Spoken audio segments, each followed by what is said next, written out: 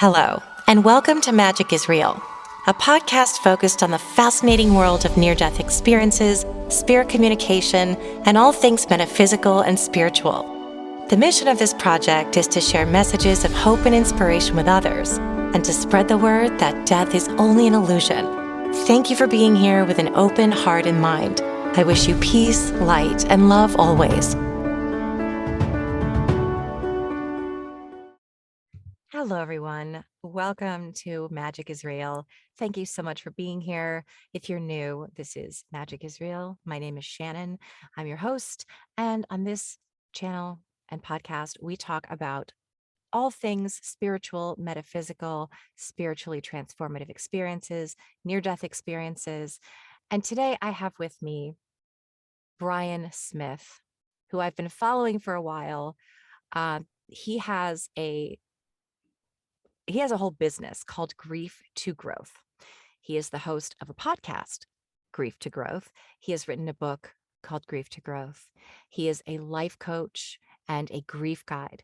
Brian himself is a grief survivor and has a lot of personal experience with this. He's also a very spiritual person. And although he has not had a near-death experience, nor have I don't think you have to have an experience like that to have had a profound spiritual journey. So I want to welcome you, Brian, to share your story. And thank you so much for being here. Shannon, thanks for having me. I'm really looking forward to it. I am too. First of all, I'd love for you to talk about your business, what you do. I know that you also have other businesses and that you have an engineering and a technical sales background.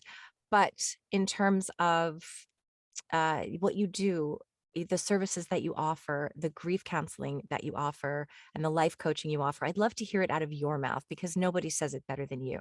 Well, thanks. I appreciate that.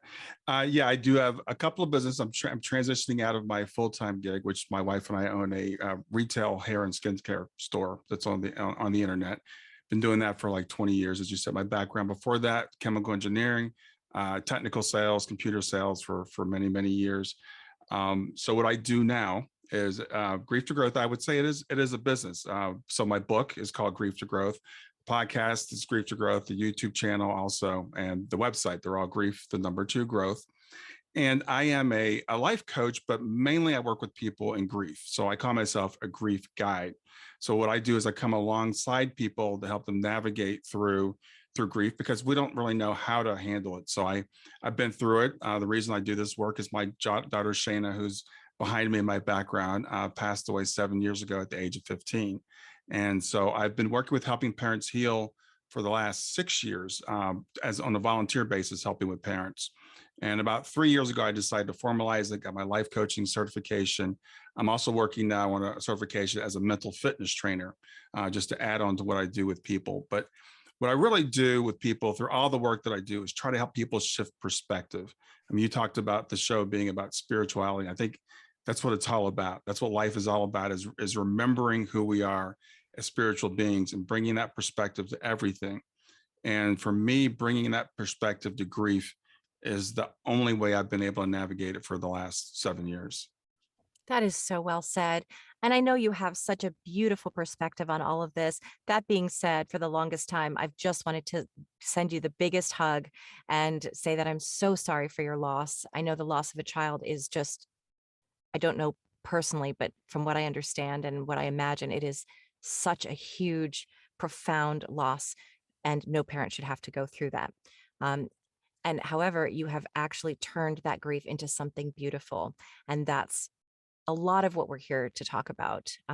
So I wanted to have you on because of the spiritual aspect, but also because a lot of times on this show, we talk about near-death experiences. And while that's not all rainbows and bunnies, it's also, we talk a lot about how beautiful it is and how death is just a beginning and there is no death. And I don't want to glamorize it because there's also an aspect to it that obviously I don't want to minimize or gloss over the fact that grief is something that we humans deal with, and it is very real. And so I'd love, I mean, and you can expound on that as well, but I think it's important to also acknowledge how we deal with grief. especially when it's so profound and someone so close and somebody who is part of your everyday.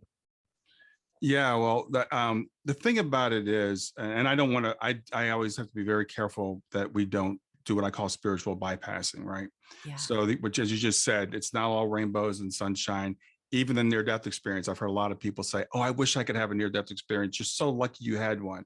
If you talk to anybody that's had a near death experience, they will probably tell you not, not that. Yeah. It takes 7 to 14 years to integrate that experience back in your life. It can turn everything upside down. But the thing about the grief event, a near death experience is a spiritually transformative experience. It changes you spiritually, but it's not the only spiritually transformative experience. And I call my experience a near death experience in the sense that this death was so close to me that it has transformed me over the period of the last 7 years. So there are different events in our lives that can actually kind of kickstart us on a new spiritual path. And the passing of my daughter was one of those events.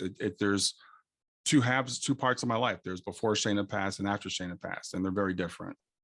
Yeah. I thank you for saying that. I just think that's so important to talk about. And sometimes I don't feel as equipped while I have lost people close to me.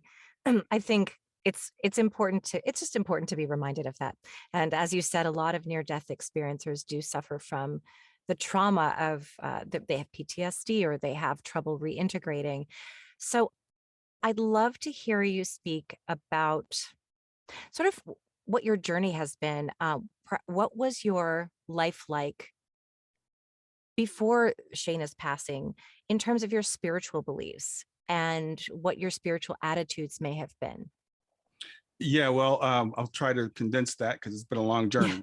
um, Yeah. the thing is, I started off as a fundamentalist Christian, raised in the church. My grandfather was the pastor of the church that I went to, and was taught about heaven and hell and this judgmental God and all that stuff. And for a lot of people, that rolls right off their backs. And it's interesting because I have siblings that it didn't really affect them the way it affected me.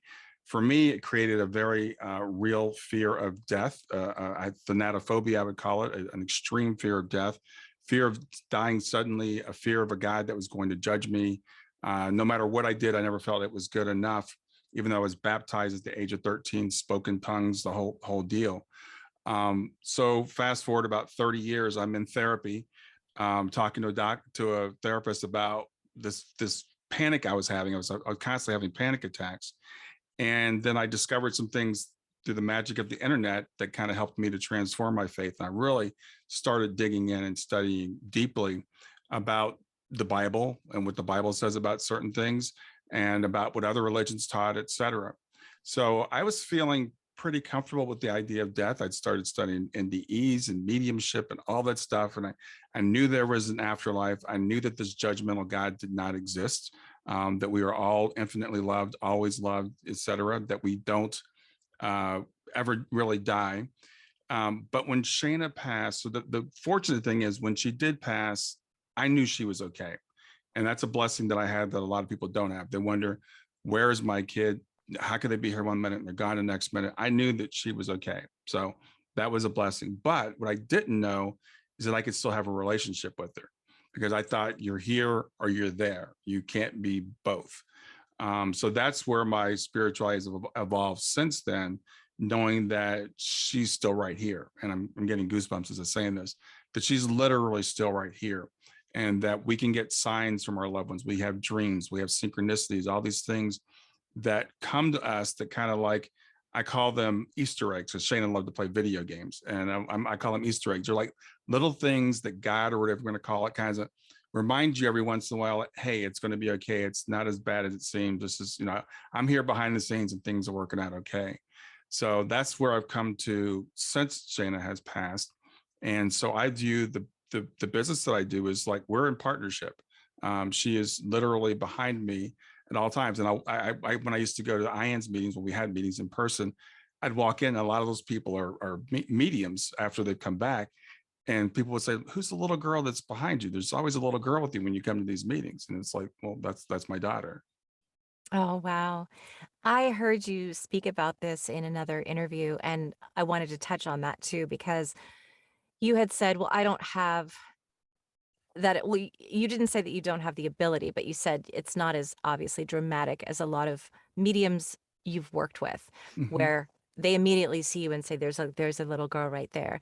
But and I wanted to say, and then you said it yourself. I was like, no, no, but you actually are a medium. You actually are receiving it. You said, I'll hear things in my own mind, and I like to think I'm having a conversation with her. And I know that you know this because you acknowledged it, but that's, as a medium myself, I wanted to say that's it. That's what it is. Yeah. It does come through as your own thought. It doesn't, not some mediums actually do see spirit. I wish that I did. I pray for it all the time. But yes, when I'm doing a mediumship reading, it feels like my own thought.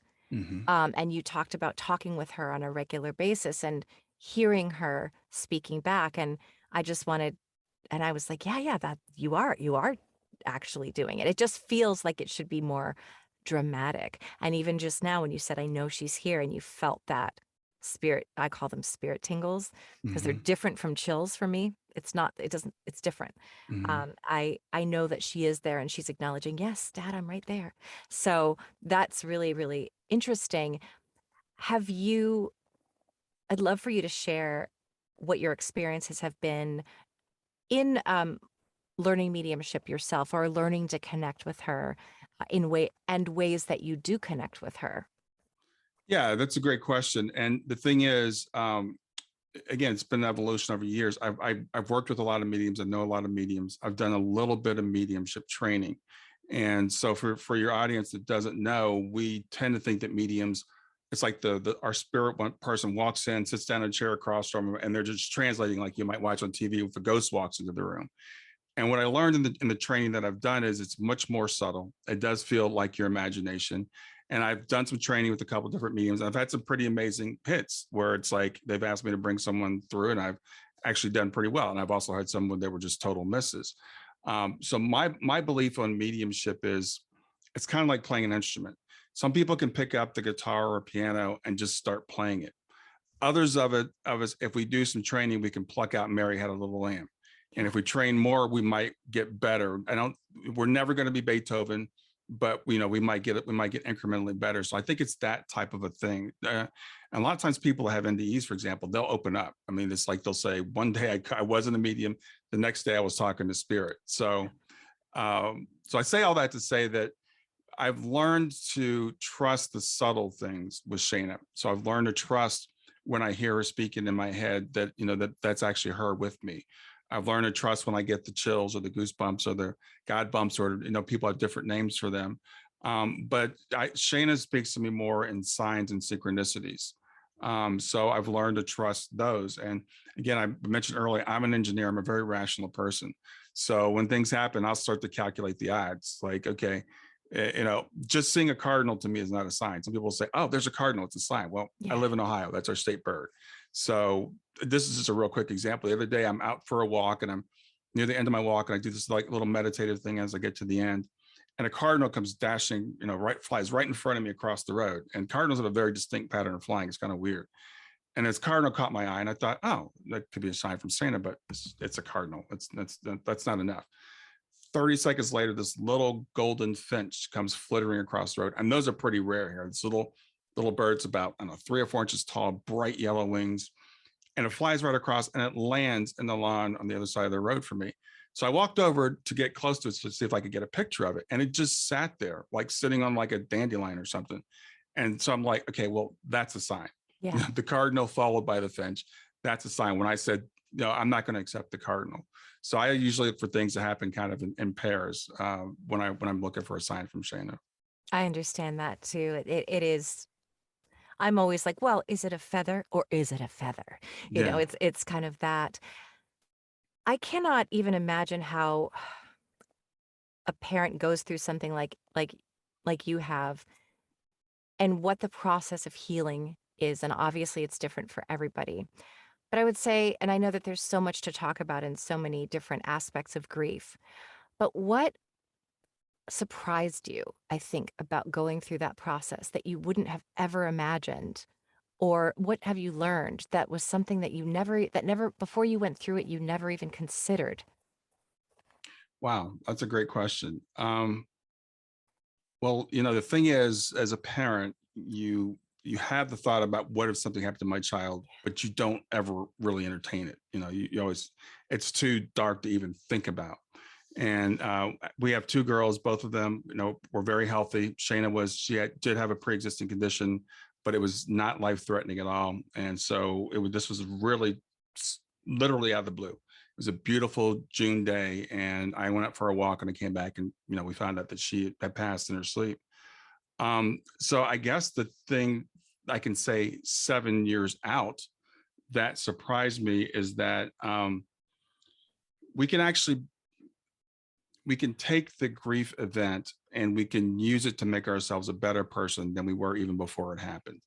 And I'm very careful when I say that, because say that to somebody early in grief, they can be misinterpreted.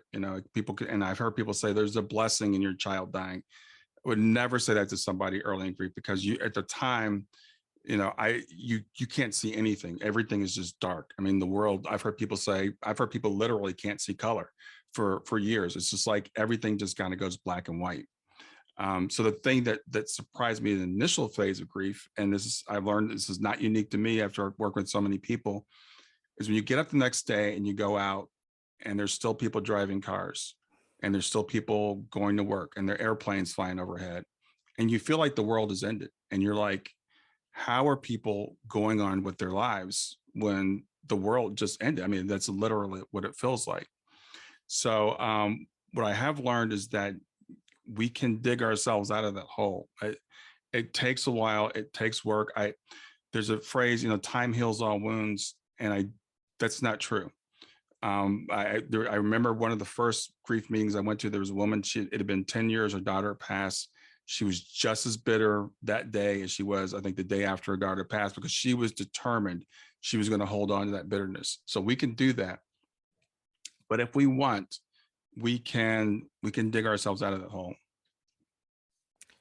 Yeah. And I know that everybody's process will be different and there's no set formula. Well, if you do this, this, and this, well, you'll feel much better. So as somebody who supports people in grief, I'm trying to figure out how to formulate this question. I know that it isn't like, well, just do the following things and this will help. But I know there are some things that over time will Mm-hmm, help. mm-hmm. And I know everyone will have their own thing. Some, depending on what resonates with them. But what are some of the sort of universal things that you think helps generally, that are with your clients, or what you advise them? Yeah. How do you advise them where to start? I guess, where do they even start? Yeah. Well, actually, I have a 4-step process. Great. It's not like you go through these 4 steps and you're done and it takes you 6 weeks. So it's not that. But there are 4 pillars that I think you can build on. So the acronym I use is GEMS, GEMS. So, and this sounds really weird, but it's the most important, and it's gratitude. And it's funny because when people bring this up to me earlier, even before Shayna passed, I'm like, I am a glass half empty person. I bought the book, The Power of Positive Thinking, and I literally threw it in the trash can. I'm like, I don't believe in this stuff. But after Shayna passed, I was like, I'm gonna at least give it a try. So what have I got to lose? So I started a gratitude practice. And what I do is, this is just a very basic start, is before I get out of bed every morning, I think of the 3 things I'm grateful for. Right now, it's actually spring in Ohio. I love warm weather. So I wake up to the birds outside the window. So it might be, I'm glad that the birds are singing today. I get to wear shorts when I go on my walk today. It's little things, but it sounds trivial, but it actually reworks your neural pathways to, instead of focusing on everything you're missing, to start focusing on everything you have. And we all have so much every moment if we really sit down and think about it. So that's the first thing, is gratitude. The second thing is exercise. There's a mind body connection, especially when you're in grief. It's all off. Your eating might be off. Your sleeping might be off. So however exercise works for you. And I'll tell a quick story here. There's a woman I interviewed, and people were telling her, do yoga, go for walks, all these things. And it didn't work for her. She would go for walks and all she was thinking about was her mother. Yoga, all she was thinking about was her mother. It just was all the things people recommended. She got into powerlifting. And it's like, so my point is everybody has to find their own thing. So for her, it was powerlifting. She loved the competitiveness of it. She loved the fact to be able to do more reps and do more weight. She liked what it was doing to her body. So that's what worked for her. So find what exercise works for you. For me, it's walking. I walk an hour and a half first thing every morning. The third thing is meditation or mindfulness. Another thing that turns people off. It doesn't have to be 30 minutes a day. Doesn't have to be sitting on a cushion. You could do your mindfulness while you're doing your walk. Just turn off all the music and everything and just be present in the moment that you're in. But it's really, really important to get quiet and to start to really turn within, because that's where your healing is going to come from. It doesn't come from outside, it comes from inside. And then the fourth thing is sleep. I think it's really important to get the right amount of sleep. Sometimes when people are going through grief, they sleep too much, but often it's too little. They can't get to sleep. So develop really good sleep habits. Try to get to bed at the same time every night. Turn off your screens before you go to bed if you're having trouble sleeping. If you drink caffeine, think about stopping it, or at least stopping it at a certain time during the day. I've talked to so many people that say caffeine doesn't bother them, but then they can't sleep. So I'm like, you might want to think about cutting back on that. Doing some mindfulness exercises before you go to sleep. It's just really important. Sleep is what allows us, our bodies to heal, but also our souls. But I've always wondered, why do people sleep? And I think it's because we need an escape from this world. And people say that we go back and we visit on the other side every night, because you couldn't do this 24/7. You would literally go insane. So those are the four things that I recommend to people. And then as I said, I'm working on mental fitness training, which is going to really help people to make that shift, because it's one thing to know these things, but it's the other thing, we have to really train our brains, just like we train our bodies, to train our brains when we're going here and we want to go there. How do I do that? How do I make that shift from that story that I don't want to believe to the one that's going to serve me? So it's really working on that mental muscle that allows you to make that transition when you're telling yourself that terrible, terrible story.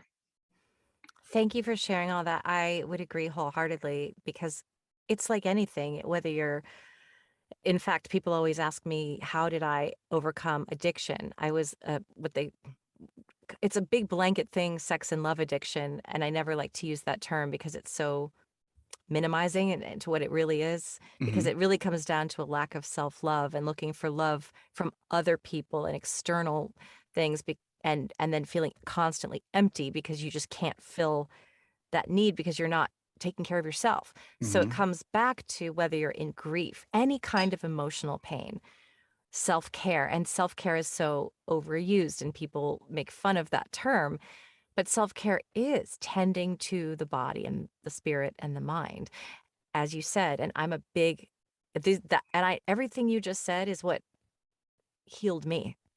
Yeah. Is, and even just having lost one of my best friends to mental illness, and who he passed in a freak accident.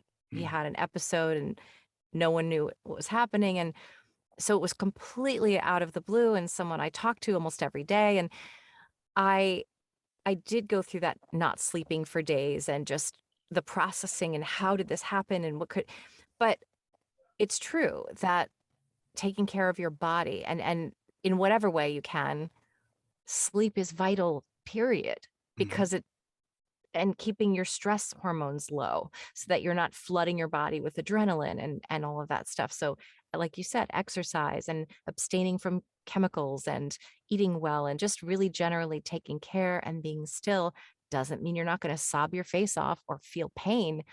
But I think that people don't want to do it because it means having to sit in that pain Yeah. and truly feel that pain. And one of my favorite quotes has always been, the only way out is through, or Yeah.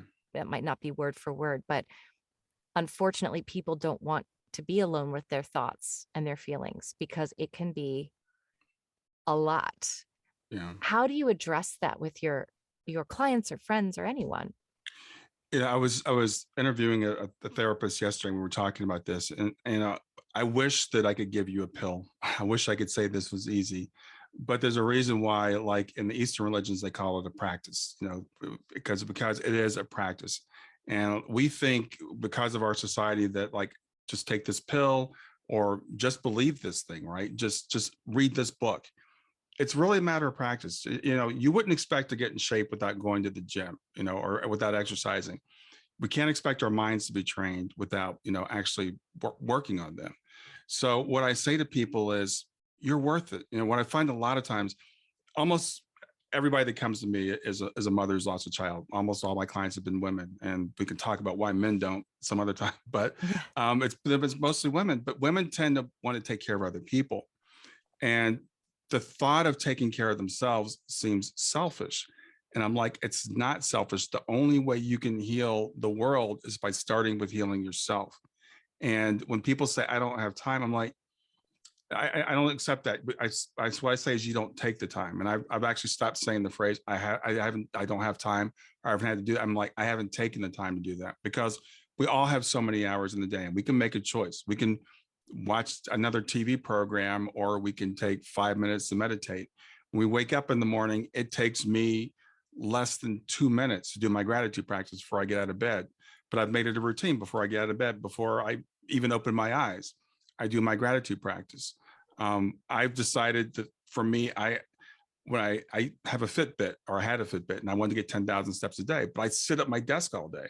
I'm like, how am I going to get 10,000 steps a day? Well, the only way I'm going to do it is if I do it before I start working. So I started getting up earlier, and I walk first thing every morning. I've made that my number one priority. So before I even come to my desk, I put on my clothes and I go out and walk for an hour and a half. And that gives me time to listen to books, listen to podcasts, and other things too. So it's not, quote, wasted time, but that mental health time is really, really important for me. So I carve that time out for my day. So what I tell my clients is, it's not going to be easy, but if you want to do it, you can do it, and make it a habit, make it a practice. Start out small. You don't have to walk an hour and a half, walk 15 minutes after dinner, and make that a habit, 15, 20 minutes after dinner. You don't have to meditate for half an hour.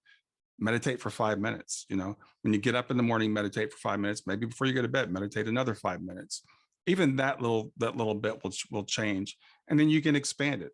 When I first started meditating, I do 5 or 10 minute meditations. Now I do 20 or 30 minutes, but I actually prefer doing several meditations during the day. So I'll do them, periodically throughout the day. Yeah. And I was going to say, when I first started working out after college, so in college, I was drinking, I was smoking, I gained the freshman 15, then it never went away. And then I get out of college and suddenly I go in to try on some clothes. At clothes time, for all the people that were alive in the 90s, Mhm. and I looked in the mirror and was like, oh my God, I am really out of, like, I'm 20 years old and this is not cute. So I had smoked. I threw my cigarettes in the trash. At first, I could only walk like a little bit, and I would just run for a minute, just Yeah, run for that minute and then stop. And now it's been part of my life for 30 years, or not that long, but for, like 20 something years, hmm, where it's just exercise is part of my life. And it's not, I've done the CrossFit, I've done all that. Now I'm at a point where I can't do that, but it's that little by little. Now I just don't feel well if I don't at least take a walk, or if I don't move in some way. And so I yeah, tell that to people too who are like, oh, one of my best friends, he's like, oh, I just play video games all day, man. I don't want to. And he's like, but I'm fat. And I'm like, just literally, he, I'm like, just go outside. I gave him assignments for me, just 15 minutes, and he did it. Like he's like, I'll pay you. I was like, you don't have to pay me. Just I'm giving you your homework assignment. It is 15 minutes walk through the neighborhood. He's right, huffing and puffing. And I was like, yeah, you're huffing and puffing today. Before you know it, you're going to feel so good. You're going to want to walk for a half hour. Then it's going to be 45 minutes. yeah, So I love that you're advocating for all of that too, because it also gets your endorphins, which is, I find that I'll be kind of in a funk and then I'm like, oh, I forgot to walk for a few days. And yeah. just, you want to raise those endorphins. So going back to kind of the spiritual aspect of everything, I would also love to know, have any of your spiritual beliefs, I know I'm sure they've evolved, but I guess I'm just going to assume that, that they probably have evolved as all of ours do. Mhm. How have they evolved since your daughter's passing? And yeah, are there any spiritual beliefs you had that have changed, or how have things sort of evolved on your spiritual path? Yeah, that's a great question. The thing is, just said I was raised as a fundamentalist Christian. I don't identify as Christian anymore. I still believe there's a lot of good stuff in the Bible. Yeah. One of my ancestors is actually Thomas Jefferson, and I love what he said about the diamonds and the dung. So he went through the New Testament. He actually cut out the stuff what he called the dung, and he just kept the diamonds.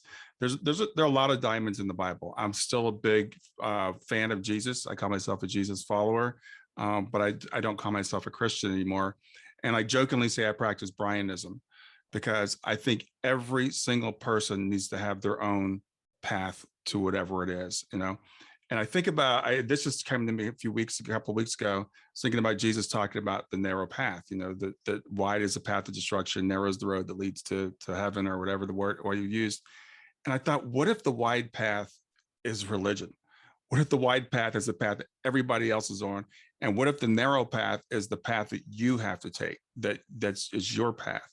So I've decided that I look at different religions, I look at different philosophies. I can't call myself a philosopher, but I call myself an idealist now, because idealism versus realism. There's a guy I kind of worship. His name is Bernardo Kastrup, that's written books about this. And it's the idea that consciousness is the foundation of the universe, and everything proceeded from that, which is what the Vedas or the Hindus told us 10,000 years ago. And now scientists and philosophers are finally coming around to. So as this mind, this engineering mind of mine that likes to tear things apart, kind of merges with the faith that I was taught. I'm realizing that these things really dovetail together, and they're kind of telling the same story. So what I would say now is, I'm a believer that the world that we live in is sort of a simulation, a dream. There's different analogies we can use for it. This is not the ultimate reality. Just like in the movie The Matrix, which is maybe the best movie ever made. Yeah. Neo kind of says something's wrong. There's something behind this. I'm not seeing the big picture. And that's the way I see us walking around. We're like characters walking around in a video game, thinking this is reality, and it's really not. So the other thing that's really changed, and this is crazy, that I believe everything happens for a reason. I believe it's all not necessarily planned, but it's all planned for. It's all accounted for.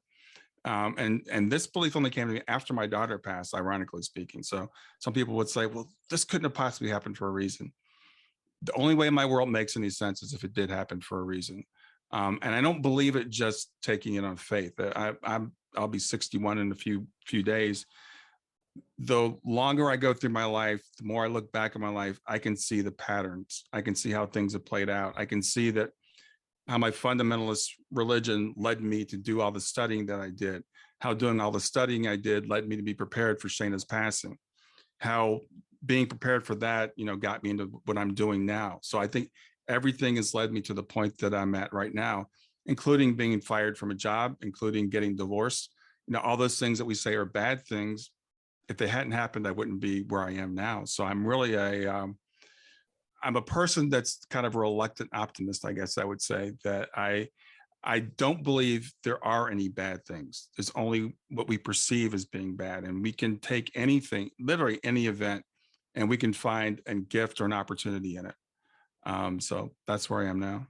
First of all, kudos to you for looking so good. 61, you're killing the game. You're clearly very fit and healthy. But that was what I was going to say, is that you and I share that belief.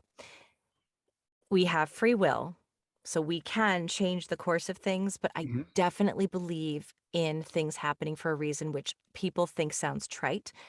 And I would never say this to you if I didn't know that you already felt the same way.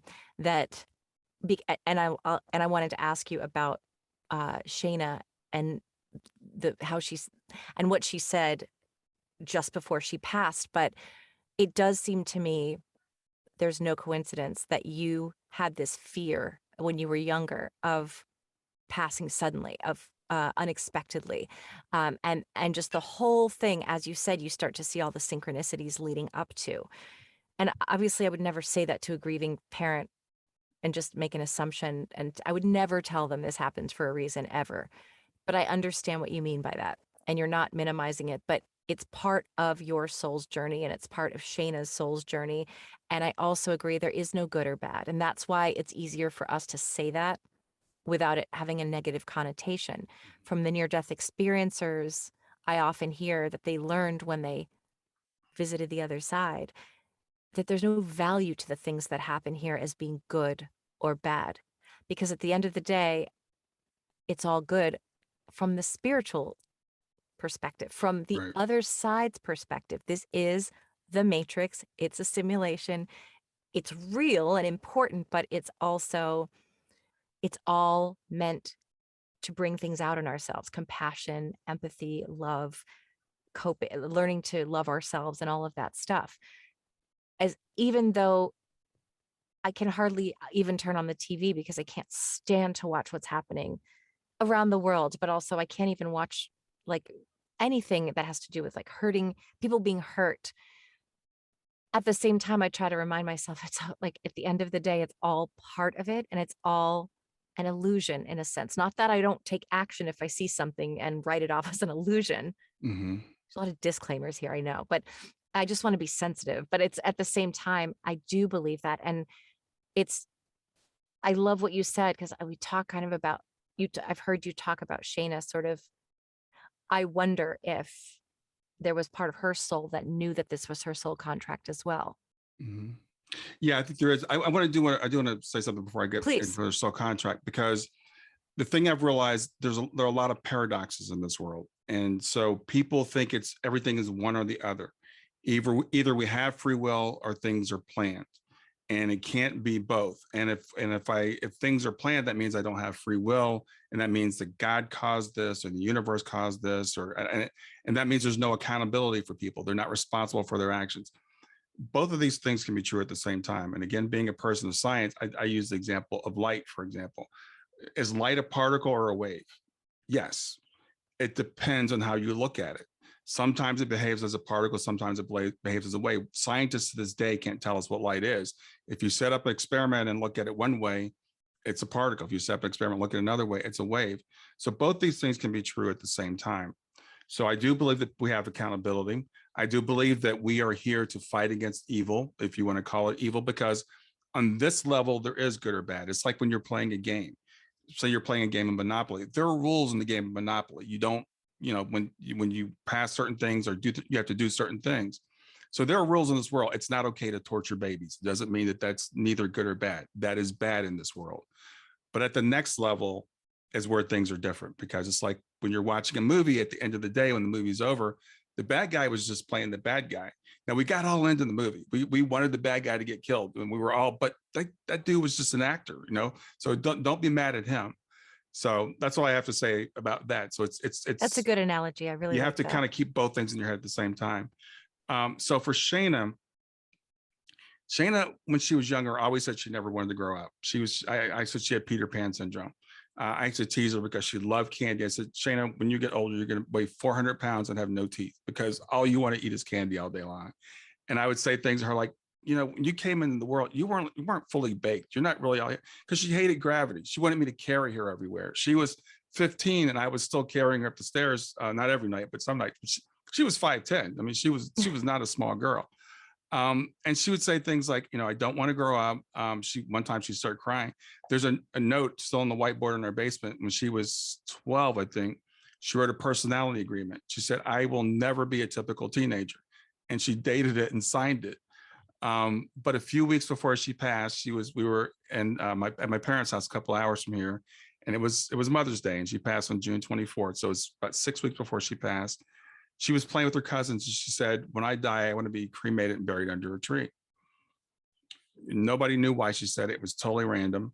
I didn't know till after she passed. We were talking to her sister about what do we do with her body. And we said we were thinking about having her body cremated. And she said that was what Shayna wanted. So she made that comment. So there were lots of indications looking back now that she knew she wasn't going to be here long. She lived her life full out. I mean, for 15 and a half, she just lived full out, enjoying everything, wanting every experience. I remember she was diagnosed, she had serious rheumatoid arthritis. And when she got diagnosed, they said, we're going to have to draw blood. So we're walking to the lab. She's like, I wonder what it's like to have blood drawn. And she's watching them as the blood goes into the vial, you know, and she had to get injections and she would watch as they didn't inject. Her mother's over in the corner crying. And Shayna's just, you know, watching them inject her knuckles with with the steroids and stuff.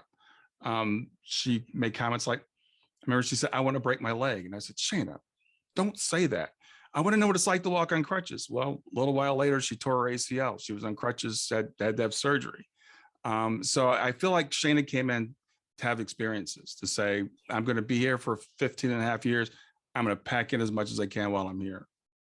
Yeah, I just hearing you talk about her, I got all choked up because I just was like, I was a teenager who did not take advantage of all that stuff, who had no self-esteem, who I had lovely parents and a great family, but I just had low self-esteem and I was drinking and hanging out with people, dumb boys and eh, focusing on the wrong, on the wrong things. Of course, it's what led me to my soul path, which was Mm-hmm. being where I am now, which is the happiest and most healthy and able to now be of service to others. But I love her. Like, I just hearing her, I'm so emotional, sorry, but because I just feel her, because I feel her spirit and just how what a special person she is. Mm-hmm. And but I just love that about her, that she seemed to have so much I'm sure she had her normal teenage moments, but she just seemed to really be such an old soul. And like you said, she had rheumatoid arthritis, but she was an athlete. Like, oh, like she still went for it and didn't let Oh, anything hold her back. yeah. When she was first diagnosed, we had no idea what was going on. She was coming home saying her fingers were sore. I said, Shayna, she played basketball at a really high level. And so she practiced every night. I said, Shane, are you jamming your fingers every day? What's going on? So we're literally wrapping her wrists up because I don't know how much pain that girl was in. She had a really high pain tolerance. So we're wrapping her wrists up so she can go play basketball. And then when she got diagnosed, the doctor's like, her arthritis is like out of control. But she was just, I mean, literally the day she was born, the day she was born, the nurses, we came to the hospital, and the day after, and that she was been nursed overnight. They said, you got your hands full with that one, just because of the way that she cried, because she was demanding. But that's just, she was a force. We homeschooled her for 8 years. She said, I want to go to public school. We're like, Shayna, it's not a great idea to go to public school in 8th grade as a Black girl living in an all white neighborhood like we do, and you've never been in public school. So we said, why don't you wait and go 9th grade? At least you'll be a freshman. Everybody will be new. Well, long story short, she was working a year ahead. She said, I want to stay back with my friends. So she went into 8th grade after never being in public school in her life. She was one of the most popular kids in the school. Of course She was she in the was. top 16 in her class of like 600 when she passed away. So I know I'm bragging about it, but I like to talk It's about it. it's okay. I enjoy you sharing that too. I think because I think also, I mean, first of all, just yeah, I feel like she's an old soul that came here and just gave it all she had, and that's beautiful. But also, I think part of I just got chills again from from her that that she sorry she's not talking to me, but she's just like very, I can feel her energy so strongly. Mhm. But I think one of the things that helps heal growth, and one of the reasons that I love being a medium, is that talking about the person. And in fact, as a medium, my one of the things that means so much to me is I don't have a degree in grief counseling. I would never claim to or give anyone advice, but just being able to hold space for somebody and remember their loved one with them is my favorite thing to do, and to get to know that person, Yeah. even though I only know them from the spirit sense, even just knowing her the way that you knew her in this physical form, in that beautiful face and body that she possessed, that she was gifted with. But I think that part of grief, healing from grief, is also being able to talk about that person. And I think so many people have a hard time doing that. Would you agree? Yeah, you know, I unfortunately I did work with one mother who she was like, she and her husband and her other son who was still here had decided they weren't going to mention her son who had passed. And I think that's one of the saddest things. And so, and she was scared if she started crying, she was never going to be able to stop. So we had to work through some things, how they could bring that person back, you know, into the family. I think it's really, really important in grief. The old grief model was to accept the fact that the person was gone and to move on. I hate that phrase, move on. Yeah.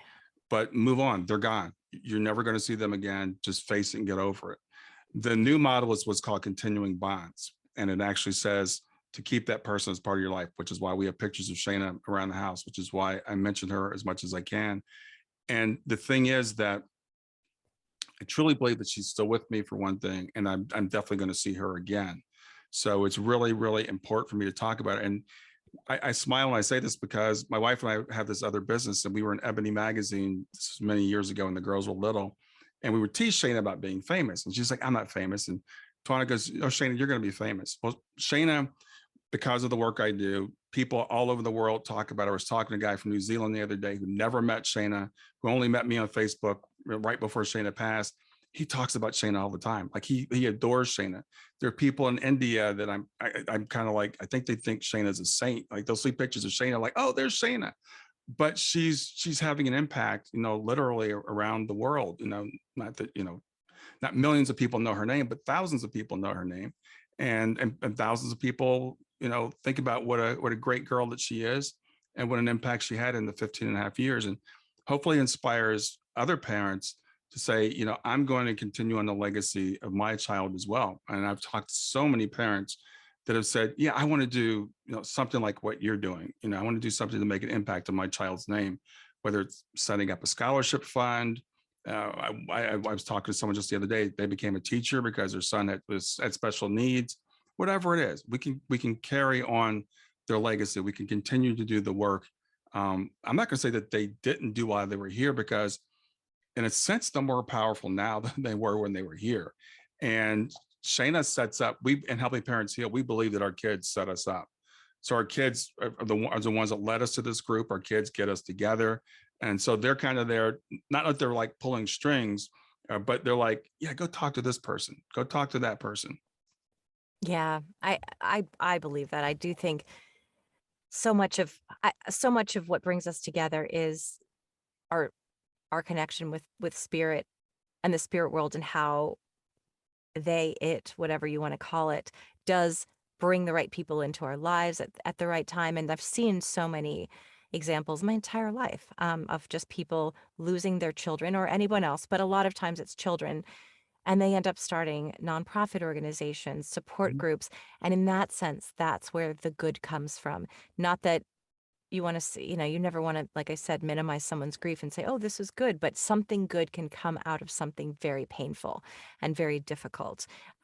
In And not that you even have to start an organization, but so many people do so much good work in helping other people and supporting other people. And I think that's true of anything you've been through. We've all been through stuff. We're humans. We've all had our traumas, no matter what our backgrounds. And I think that's why I talk so openly about my own addiction recovery, because I just remember how I can't even believe I'm here today. I was so empty and in pain and living a life where I wasn't respecting myself, and I was acting out all the time. And I had even though I had the most wonderful family, and that wasn't it, it was my own lack of self esteem and self love. And I just talked about this I think on Instagram, where my therapist at the time said, "You're one of the sickest addicts I've ever seen. You need to ask your parents for $30,000 to go to the Meadows rehab in Malibu." I was like, I'm not going to tell my dad that I'm a sex addict. What are you talking about? Yeah. No, no, no. But um, at the same time, the fact that I said, well, I'll go to 12 step because that's free. Mhm. And I just kept showing up, even though every time I went, I was like, I just want to not be here anymore. The pain is too immense. The pain inside of myself, it hurts so much. I remember showing up to meetings just like, I don't know.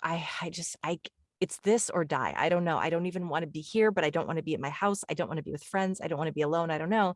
But the fact is, consistency. I just kept showing up and kept showing up, even if it wasn't every day, even if weeks would go by and I would slip and do something, like that would hinder my recovery. At the end of the day, that consistency led me to this place where I am in love with my life. I am in love with life. I'm in love with myself. Every interaction I have with a person is like, and I do, basically it all comes down to kind of what we were talking about, that whole feeling of self-love, showing up for yourself, but also spirit sort of orchestrating it. I know what I was going to say. It now allows me, even though that was so painful, and I have so much, I have a lot of regrets about the way I behaved and the people I hurt during that time, mainly myself, but other people. That experience I don't regret because it allows me now to show up for other people. And it is Right. my mission, Right. in addition to this podcast, just kind of giving hope to people. My intention is to write, a book and offer services to help people to find that self-love, to find that self-esteem. And that's what the beauty is yes, through our adversity, we will find the compassion in our own hearts to want to help other people and the drive to help other people and to say, if I can survive this, you can survive this. Yeah. So, and I mean, people could look at you and say, oh my gosh, how do you ever get on with your life when you lose a child? But you are taking advantage and making, I'm sure you have hard days. I'm sure there are times you break down. And you can even talk about that or anything you want to just kind of discuss amongst yourself. But just kind of, the ebbs and the flows or anything that sparked a thought. Yeah, well, the thing is, I don't want to project to people like my life is all a bowl of cherries and that I get out of bed every day. I can't wait to jump out of bed. I still, not as often, but for years, every morning I would wake up and like, I don't want to be here. I mean, literally, that was the first thought in my head. I don't want to be here. I do not want to be here. And I still think that a lot. It's become kind of a habit. But that thought's quickly replaced with, but what am I going to do now that I am here? What am I going to do today that's going to be productive, that's going to honor my daughter, because I still think about her every day. I'm looking at a picture of her right now because I've got this Alexa here and her picture just comes up all the time. She's the face on my watch. Every time I look at my watch, I see her image. So I've gone from like, I don't want to be here because Shayna's not here, to what can I do to honor Shayna? But I do. I mean, it's tough, and I've talked to, I haven't, there are very, very few parents. I'm not going to say none because there are always exceptions to every rule, but very few parents have I talked to that didn't say that at some point. Not usually actively suicidal, but just like, I don't care. I don't care whether I'm here or not. And I think it's really important that we share that because I think so many people think everybody else's life is perfect. They're all getting, I just saw yesterday a little girl. She was a big meme. She was a Toddlers and Tiaras star. She was beautiful little girl, just took her life, 16 years old. And I think a lot of times that happens because kids think everybody else is quote normal and I'm the one that's odd. So I think it's important that we share.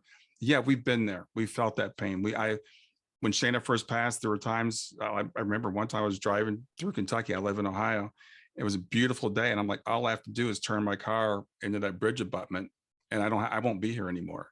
And it was a real, thought in my head. So I share that with people to let them know you can get through that. And as you said, it's just showing up. So it might be showing up for the next minute, the next hour. It may people will talk to me like next week. I'm like, don't talk to me about next week. Or 10 years from now, I'm like, don't even think about 10 years from now. I could not go there because I was getting through a day at a time. So I do want to let people know that that's a real part of it. But as I said, I remember going to that meeting with that woman, and I'll never forget that grief meeting. She was like 10 years out, and I said, I don't want to be here in 10 years, but if I am, I'm not going to be her. So when I got in with Helping Parents Heal, they modeled for me that it was possible. I would see people, daughter passed away 5 years ago of stomach cancer. Somebody's child took their life. Someone, whatever. All these different stories, but they were happy. They were genuinely happy. They had found their people that they could be around, that they could share things with, that they could be themselves with. We've had one conference. We have another one coming up in August, and the conference, the hotel people are asking like, who's that group of people over in the corner every night at happy hour that's just like laughing like crazy? You're like, oh, those are the parents of the dead kids. But we were just so happy to be around each other and to be able to share stories and to talk about, share signs that our kids had given us. And just being, it was joyous. But I remember one night sitting around the fire, I said, And one day we're going to be up in heaven, or whatever you want to call it, and we'll be telling stories about being back here. Like soldiers that have been through war. So we consider ourselves kind of like warriors. So that's a big part of the recovery, is finding people that you can relate to, that you can be yourself with, that you can share those intimate things about how we're all going through this, how we're all going through these struggles. Everybody, it's part of the plan. I tell people, pain is not pain is not an accident on earth. Pain is part of the plan. Pain is built into the experience. We come here to have the pain so we can overcome it. And why would that be? Well, why do you go to the gym? What's it like when you're at the gym and you're lifting weights? It sucks. When you run an obstacle course, there are obstacles on the obstacle course for a reason, because you get better by going through the obstacles. We come here and we say, give me the toughest assignment. Give me this place where everything is slow and dense, and I have to work for everything. Because when I'm a spirit, if I think I want a pizza, I can have a pizza. It's just there. But you don't grow from that. We grow from the difficulties. We grow from the lifting weights, to use the analogy, right? If we lived in zero gravity, we would all be, I remember the movie WALL-E. We'd all be the people in WALL-E. So we have these things that we have to push against, these things that we have to fight through. And again, I wrap this up. Shane and I love playing video games, and video game designers, when you're designing a game, it's really important to get the right balance. If the game is too easy, no one's going to play it for very long. If it's just like push this button and you get a reward, nobody plays. If the game is too hard, no one's going to play it, because they realize they're never going to win. It's getting that balance just right. And when we would play Mario Brothers, the most satisfying level was the one you played over and over and over, because the boss seemed like you could not beat it. But when you killed that boss, it felt so good. And I think that's what this life is kind of like. We go like, give me that big boss. I want to have that big boss to go through. And when we do, we celebrate. I love the video game analogy. That is so good. And it's so true. And I always say that if we weren't sent here to just go on a cruise ship and hang out, I mean, then why are we even here? Yeah, And when I was younger and an atheist, I used to think, well, that's just religion is the opiate of the people. People mm-hmm. just want to justify their pain by saying that there's a reason for it. And that was my thinking then. And now Sure. now I understand, and I believe that it is. We come here because it's Earth School. And if we don't learn what we're sent here to learn, nobody gets through this life unscathed. There's not one person who doesn't have an issue, or hasn't lost somebody they love, or hasn't had some kind of an illness. Excuse me. But I also just wanted to quickly comment on the fact that when you talk about that fellowship, after meetings, and that's what they call it in 12 step as well. And I think that's why these support groups are so beneficial. I can't make anyone go, but I always just pray that people will go, because a lot of people don't like to get vulnerable and share with a bunch of strangers. What they may not realize is that when you're in that room, there are no strangers there. Yeah. You're all dealing with the same shit. And that's kind of some of my best friends I met in those rooms, because we didn't Right. even have to say we knew. All I had to do is look at you. I see you. I know Yeah. what you're going through, You've and I got that know your connection. pain. Yeah. And then you go out and you connect, and that's what keeps us together. That's what keeps us afloat. And I think it's that why I always say we are all one. Mm-hmm. I am you and you are me, and we are all part of that greater light. And that's what helps us get through this life. And it's so important. Yeah, well, it's interesting you say that, because we come here to experience the illusion of the separation. But one of the biggest things, there's several problems that we have in our world right now, but one of the biggest things is loneliness. Mm. We're surrounded by people, but we're lonely, and no one really sees us. We don't want to let anyone really see us, because we can't be vulnerable. And you talked about we are all one. That's one of the lessons of the NDE, and I've studied NDEs so much, and it's really important, I think, to study NDEs, that we are all one, and that we all share each other's pain, and we have that longing for the connection that we had when we were in spirit, where we could communicate telepathically. When we meet somebody, we instantly just know them. We know everything about them. and we long for that while we're here. And that's the longing that causes, I'm not going to say all, but most of the addictions we have, probably all the addictions we have. When I was in Sunday school, they got a few things right. One of the things they talked about was we all have a God-shaped hole inside of us. And I wouldn't use the term God necessarily, but we all have this thing inside of us, this longing. There's something it's like that, something we know is missing. And it's that connection. It's really being known. And people cross to the other side, they're like, I found they just knew me. They just understood me. I felt love like I've never felt before. And they say it's the most beautiful feeling in the world because we don't experience when we're here. I love that you talked about that, the way you said it, that illusion of separation. And I know I've always said when I don't go to meetings anymore, it's been like years and years, but back in LA, I went a lot. And because there isn't one here in Virginia near me, but I would also often be asked to speak. There's always a speaker every week. And Mhm. one of the things I consistently said was that uh, I believe personally that all addictions stem from the same addiction, which is love addiction. I, Mhm. I said, and you'll see, and I also saw being in the love addiction group, people from Alcoholics Anonymous, Narcotics Anonymous, all the anonymouses would come eventually end up in SLAA, which is the name of the group, and so they would all end up there because at the core, all of these addictions are just symptoms of a Mhm. greater, it's that, and we call it a God-sized hole, but like you, I don't like to alienate people by saying a God-sized hole. It doesn't mean you have to be religious. It's just that connectedness. So I love that you made that distinction, that it doesn't have to be called God. It's that feeling of oneness. And I know that I lacked that, and I felt sick to my stomach all the time. And I was Yeah. looking for it in other people. I was looking for Right. it in people who would consistently reject me.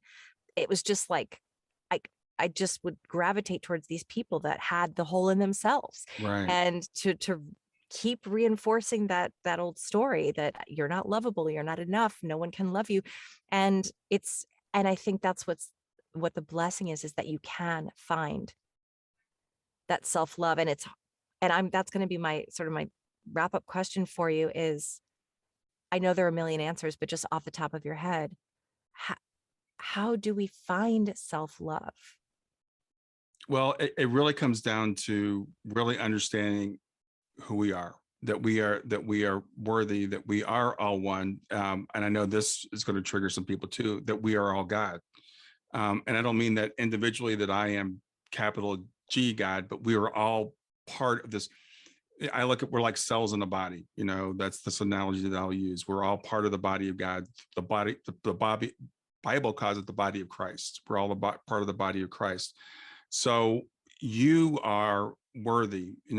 We have this. We all live with two brains. We have in the mental fitness training we call it the sage brain and the saboteurs, and these two are going at it. And it's funny because I'm going through this training right now, and it reminded me of the story, the Cherokee story about we all have two wolves, right? You heard the wolf, the one wolf that's anger and loneliness and fear and frustration and greed and all those things, and the one that's love and peace and joy. And these two wolves are inside of us, and they're fighting. It's understanding that our true self is that good wolf, and that other side is our ego that's gone out of control, and we need to learn to subdue that. So it really comes down to understanding that you are as worthy as anybody else. I tell people, I know you're an awesome person. I know you're a fantastic person. I'm looking at you right now. I know that you are. And people, well, how do you know that? You don't know me. Because we all are. We all are at our core. We're all just as worthy as anybody else. And if I can say that about yourself, I need to learn to be able to say it about myself also. And that's where it starts. It's finding out, it's saying, I'm worth this self-care. I'm worth reaching out to other people to get help. I'm worth doing the exercise and doing the mindfulness and doing the things it takes to make myself whole again, to restore myself to the person I was when I came into this world before I was damaged. I love that you said restore yourself. It's remembering who you really are. It doesn't matter what's on the outside, what you look like, where you come from, any of those things. It's remembering that we are all really just balls of beautiful light. And I Yeah. agree with you. I say that too. We're all part of God. We are all little extensions of God. And that's why it's so sad to see people not understanding that and hurting one another. But thank you so much. You have so much beautiful wisdom and experience to share. And I also, my last question, I'd like to ask you to share anything you want about what's coming up that you may not have mentioned, that you services you're offering or things you're excited about coming up, or anything you want to share. And if you don't have anything, because I'll have all the links to your book and your services, just what do you want people to know?